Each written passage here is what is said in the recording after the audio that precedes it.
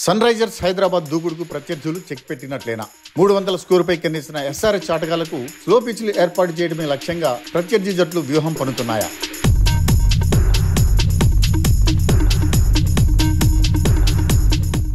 విధ్వంసక ట్రావిస్ హెడ్తో పాటు pocket dynamite అంటూ సరికొత్త బిరుదు అందుకున్న Ishan Kishan, young stroke player Nitish Reddy Wankhede మైదానంలో ముంబైపై కేవలం బంతికో పరుగు చొప్పున చేయడానికి చెమటలు కక్కారు.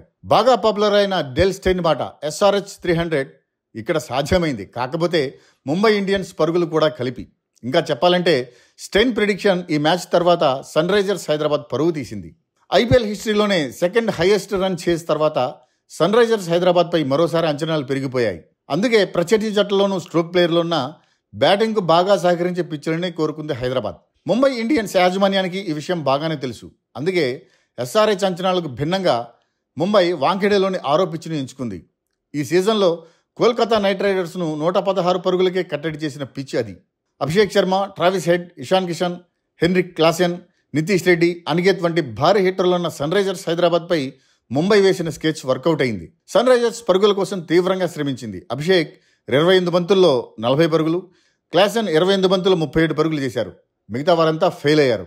పవర్ ప్లేలోనే 100 మార్కులు అందుకోగల ఎస్ఆర్హెచ్ 10 ఓవర్లలో ముంబైపై చేసింది కేవలం 66 పరుగులే.